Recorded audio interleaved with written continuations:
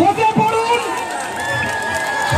সবাই মিলে উড়ে ধরে দিন, উড়ে ধরে দিন।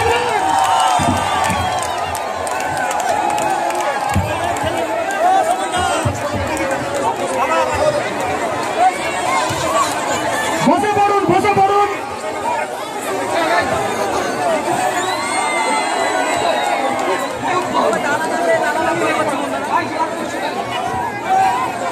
আপনাদের সকলের প্রিয় হুগলির সাংসদ আমাদের শব্দ রাখবেন, সকলকে অনুরোধ করছি আপনারা মঞ্চ ছেড়ে দিনের মধ্যে স্টেজের মধ্যে ভিড় কমান।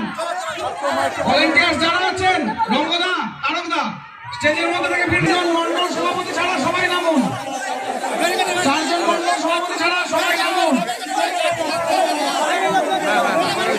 আমাদের মধ্যে উপসম্পাদিকা, আমাদের গর্বের লকেটটি উপস্থিত আছেন ঘাটাল সাংগঠনিক জেলার সভাপতি সোনার অন্তরাদি। এই তৃণমূলের সরকার এইভাবেই চম্পট দেবে, এইভাবেই পালাবে, আর এরা এইভাবে থাকবে না। অ্যাটলিস্ট এখান থেকে সারেন্ডার করে দিয়েছে, ভাই আমরা আর পারছি না ভয়ে। আর যদি সত্যি সাহস থাকতো, জঙ্গলমহল তো নিয়ে এসেছিলেন, সাহস থাকলে নবান্নের 14 তলায় বসে থাকতো। 14 তলায় বসে তিনি বলতেন কে আসবে দেখি, আমি যা কাজ করেছি মানুষের জন্য কাজ করেছি, কেউ আমাকে আক্রমণ করবে না, কেউ আমাকে কিছু বলবে না। আসলে দেখে যে মানুষের জন্য তো কোনো কাজই করেনি, উল্টে টাকা পয়সা বড় বড় নেতা মন্ত্রীরা খেয়ে নিয়েছে। তো বলার তো কিছু নেই, জবাব দেওয়ার তো কিছু নেই। 2 দিন আগে স্যানিটাইজ করবে বলে বন্ধ করে দিয়ে চলে গেল, সবাইকে নিয়ে চলে গেল। আরে স্যানিটাইজ তো হবে, পিসি ভাইপোকে একসাথে স্যানিটাইজ করা হবে। একসাথে দুর্নীতিগুলোকে বাংলার স্যানিটাইজ তো আমাদের করতেই হবে। 6 মাস তো আমাদের টাইম লাগবেই। এইসব মিথ্যাবাদী সরকারকে বেশি দিন মানুষ নিতে পারেনি, আর পারবেও না। সুতরাং স্যানিটাইজের পর 6 মাস পরে ভারতীয় জনতা পার্টির সরকার এইখানে বসবে, এই নবান্নে এসে বসবে, আগামী দিনে প্রত্যেকটা মানুষের সুরক্ষা দেবে।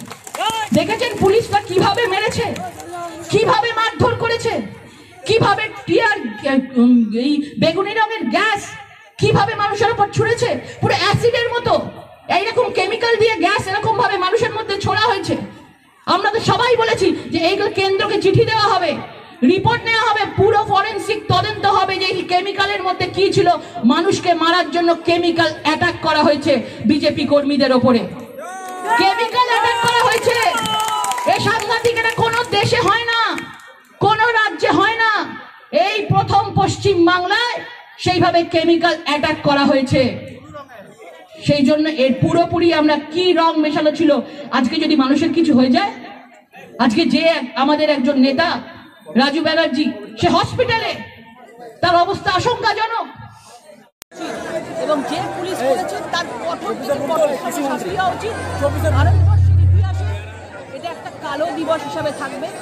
এবং শিখদেরকে যেভাবে আজকে অপমান করেছে, ওনার এই হিন্দু মুসলিম শিখ জেন ভাই ভাই কথাটা ওনার মুখে আর সাথে কৃষিমন্ত্রীকে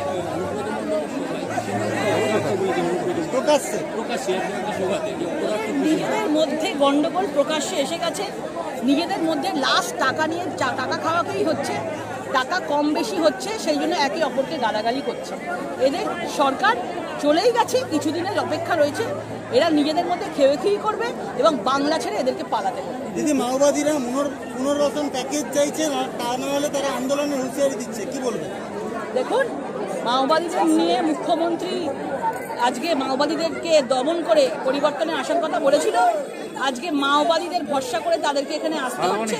সুতরাং ছত্রধর মাহাতোকে যেভাবে উনি ছেড়ে দিয়েছেন যে আগামী দিনে ভোট করার জন্য, আর কোনো লাভ হবে না। পুরোপুরিভাবে এনআইএ তদন্ত করছে এবং ছত্রধর মাহাতো যা দোষ করেছে তার পুরোপুরিভাবে তার শাস্তি হবে। মুখ্যমন্ত্রী এইভাবে পার পেয়ে যাবেন, বাংলার মানুষ বুঝে গেছে। দিদি, জঙ্গলমহল মুখ্যমন্ত্রী আসার সময় মানে প্রত্যেকে যে যা চেয়েছে সবকিছু দিয়ে গেছে। মুখে দেওয়া, ওটা তো মুখে দিয়েছে, মুখে ভোটের জন্য দিয়ে গেছে, পাতে করেনি।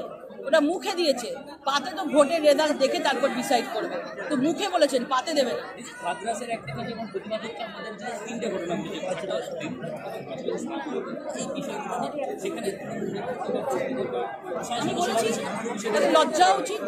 উনি পশ্চিমবঙ্গের মুখ্যমন্ত্রী, উনি উত্তরপ্রদেশের মুখ্যমন্ত্রী। উত্তরপ্রদেশের যোগী সরকারের উপর পুরোপুরি ভরসা আছে এবং সঠিক তদন্ত এগোচ্ছে, পুরোপুরিভাবে ভরসা করি।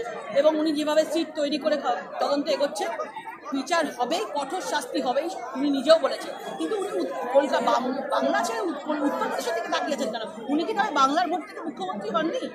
এবং আগামী দিনে পশ্চিমবাংলার মহিলারা, পশ্চিমবাংলার মানুষরা জবাব দেবে। দিদি, মুখ্যমন্ত্রী বলেছে তফসিল আর আদিবাসী এদের অধিকার নিয়ে কোনো রকম কম্প্রোমাইজ। কতটা হলো দেখলাম, আদিবাসী একদম ধর্ষণ বলে তার পাশে গিয়ে দাঁড়ায় না, তার মানে আগামী দিন আদিবাসীরা কি পাবে সেটা বুঝতেই পারছে। পশ্চিমবঙ্গে আগে সম্মান দরকার, কন্যাশ্রীর টাকা, একটা সাইকেল নিয়ে কিছু হবে না। মানুষ যদি মরেই যায়, কন্যা যদি মরেই যায়, দর্শন হয়, তাহলে আর কি থাকবে? টাকাগুলো কি কামড়ে কামড়ে খাবে?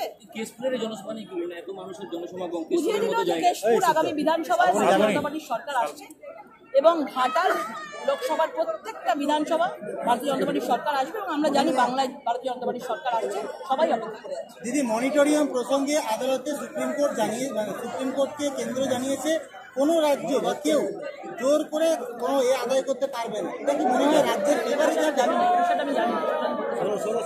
আর কিছু